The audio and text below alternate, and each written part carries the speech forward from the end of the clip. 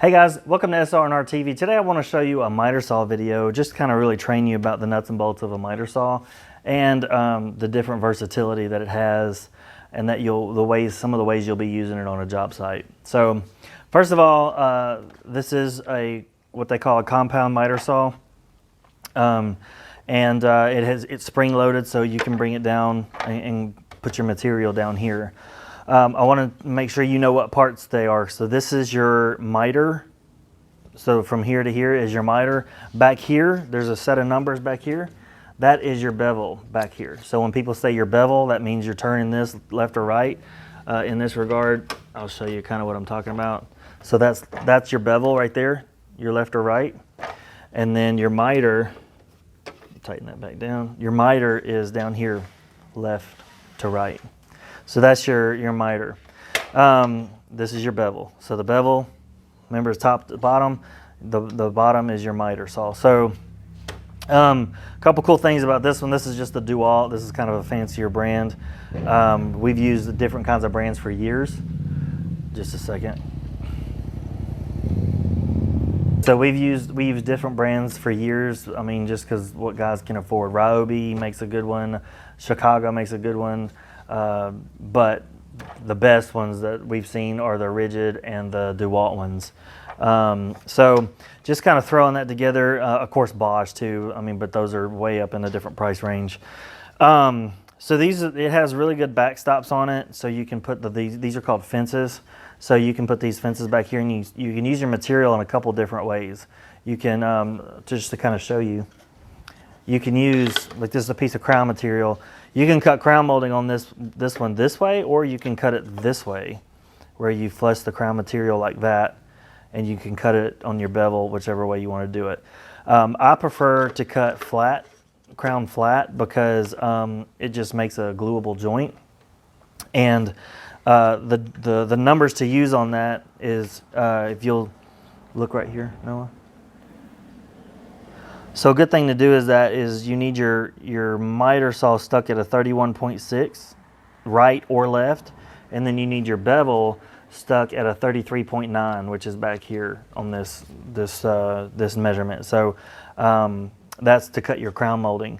Now with regular baseboard, which I don't have a piece here, but regular baseboard, you can cut this way flat. On one of these big saws, you can cut it flat where you would just be using the bevel, or you can just set it up like this and use the miter to cut it on the 45, determine the fit that you're getting. I would say if you have a piece of material that's shorter than this fence, so if you have a piece of material that's shorter than this piece right here, this round piece, do not cut it. Go get a longer piece, because it's a safety issue. You'll cut a finger off. If the saw jams in it on the way down, your fingers are real close to it. And in the motion of pulling back, you may cut yourself. So it's not a good idea to cut anything shorter than, I would say shorter than that, which is almost that size there. I like to hold stuff way back here. You never want to cross hold something, so you don't want to cross hold something over here and cut like this. This is case in point. This is why. Because if your guard goes up as it's coming back up, you run the risk of cutting yourself, getting cut in the arm. It's just not a good picture. Never cross hold anything like that. So like this is cross holding. Don't ever do that. Hold on this side. If you're needing to cut the different angle on this side, hold it on this side and push it down. These have dual triggers, so you can operate it from both sides. Versus like this or like this. Don't ever do like this. It's just not good form, and it's dangerous, and you could get cut. So and this is a slide, so it does slide if you need to cut thicker material. This is a really good feature of this miter saw in particular. So yeah, a bunch of measurements you're going to need to know is a 22.5, a 45. Two 45s make a 90-degree turn. And then you can make a 22 on two 22.5s make a 45-degree turn. So that's one of the couple of the big numbers when it comes to baseboard and shoe molding and things like that. Crown molding, the numbers you're going to need to know are 31.6 for your bottom and 33.9 for your bevel. So your miter is going to be 31.6 and your bevel is going to be 33.9, and you're going to be swinging it different ways to figure out what kind of turns are. But you can make 22s on those with those angles. You can make 22-degree turns and everything. So, or you can just lay it against the fence in the back like that. Once this is flush, and then you can make a 0 to 22.5 like that, all the way to a 45 if you want. It just, to me, it just makes it better. It makes a gluable joint. I've had more success with it flat. And a lot of guys do it upside down. A lot of guys they'll do their cuts upside down, but my brain just doesn't work that way very well. So a lot of guys do use, because it's more exact. If you have a measurement, you can set the blade down on that measurement and cut that way. One of the cool things is why you can set this up vertically is this little gap right here underneath the miter saw. A lot of miter saws don't have that. It's just flat across here. But the fact that it has this little groove cut out, material can go further in. You know, your material can go that far inside the cut. So it's just a really versatile saw. So this is just some things to pay attention to when you're buying a miter saw too. So, but yeah.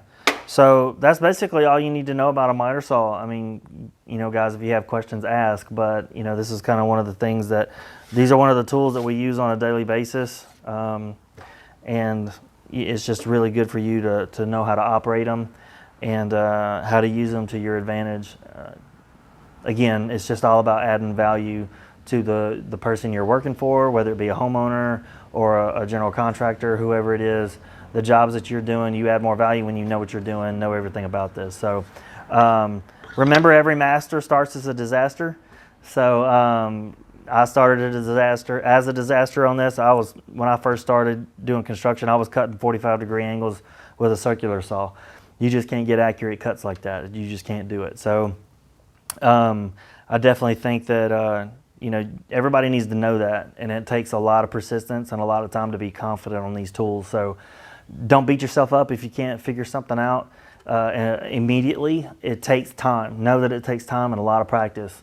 And confidence comes from doing the same thing over and over again until you can do it basically with your eyes closed. Of course, you don't want to be operating a saw with your eyes closed. So thank you guys again for watching. I really appreciate your support and liking the channel and sharing all the videos on the channel. I hope they're really helpful for you.